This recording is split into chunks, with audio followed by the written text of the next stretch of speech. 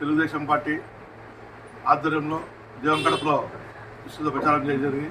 అలాగే పటేల్ రోడ్లో ప్రచారం జరగడంతో ప్రజలైతే బ్రహ్మాండంగా పడుతున్నారు. తెలుగుదేశం పార్టీకి ఓట్లు వేయాలని చెప్పి ఈరోజు ఎక్కడ చూసినా కానీ బీసీలు అయితే ముందుకు వచ్చి ఈరోజు బీసీలకు చంద్రబాబు ఇచ్చిన పథకాలు సూపర్ 6 పథకాలు అయితే అందరికీ అందుబాటు విధంగా ఈరోజు మహిళలకు 3 సిలిండర్లు, బస్సులో ఉచిత ప్రయాణము, ఇటువంటి కాకుండా వికలాంగులకు 6,000 రూపాయల పెన్షను, వృద్ధులకు 4,000 పెన్షను, ఇటువంటి పథకాలు అయితే చంద్రబాబు అనేక పథకాలు పెట్టాడు. ఈరోజు చంద్రబాబు నాయుడు అధికారంలోకి రావాలని చెప్పి అనేక ఈరోజు చూస్తున్నాం. మహిళల్లో అయితే కాపులు గతంలో కేంద్రంలో ఇచ్చిన 5% కానీ చంద్రబాబు నాయుడు గారు ఖచ్చితంగా అధికారంలోకి వస్తే అమలు పరుస్తాడని చెప్పి ఆలోచన ఉంది.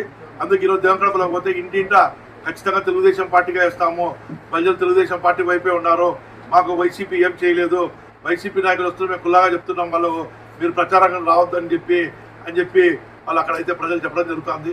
అదే ఈరోజు పటేల్ రోడ్డు ఆ పక్క తిరుగుతుంటే బీసీ వర్గాలు కానీ చెప్తున్నాయి. ఈరోజు తెలుగుదేశం పార్టీ బీసీలకు అండగా ఉంది. ఈరోజు బీసీల పేరు చెప్పి జగన్మోహన్ రెడ్డి ఎక్కువ పదవి లేదు, కానీ అదే చంద్రబాబు నాయుడు గతంలో ఉన్నప్పుడు మంత్రి పదవులు కానివ్వండి, బీసీలకు అనేక పథకాలు ఇవ్వడము, బీసీలకు ఇదే చూశారు.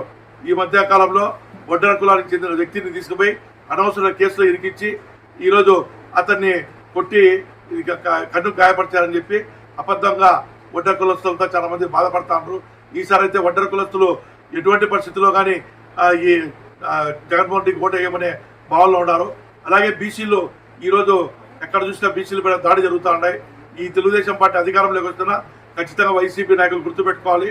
కడప నగరంలో బీసీలు అనేక మంది భూ కబ్జాలు అయినాయి. అనేకంగా ఈరోజు చూస్తాండ్రు, కరెంటు బిల్లులు చూస్తాండ్రు. ఎక్కడికి పోయినా కానీ 1000 రూపాయలు ఉంటే కరెంటు బిల్లు 5,000 6,000 వస్తుంది. ఎక్కడికి పోయినా కానీ పన్నులు చూస్తే విపరీతమైన పన్నులు పెంచారు. ఈరోజు రోడ్లు లేవు, డ్రైనేజీలు లేవు, కాలువలు లేవు. ఎక్కడ చూసినా కడపలో అభివృద్ధి అనేది లేదు. 2,250 కోట్లు ఖర్చు పెట్టినామని చెప్పి చెప్తాండ్రు.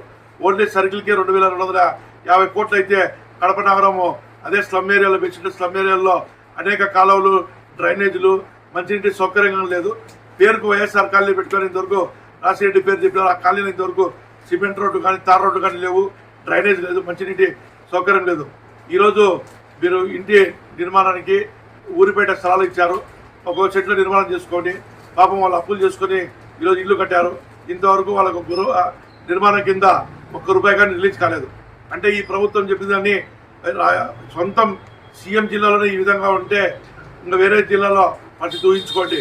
ఇప్పటికీ చూశారు మీరు దేవగడప రోడ్లో 3 సార్లు సీఎం టెంకాయ కొట్టాడు. అంటే 5 ఏళ్ళు 2019 నుంచి 2024 వరకు కడప నగరంలో చిన్న చెరువు కట్టపైన డెవలప్మెంట్ చేయలేని ఈ ప్రభుత్వం రేపు అధికారంలోకి వస్తే ఈ విధంగా తయారు చేస్తారని ప్రతి ఒక్కరు అంటున్నారు. అందుకు ఖచ్చితంగా తెలుగుదేశం పార్టీకి ఓట్లు వేసి అధికారంలో తేవాలని చెప్పి నేను సభాముగా తెలియజేస్తున్నాను. జై టీడీపీ.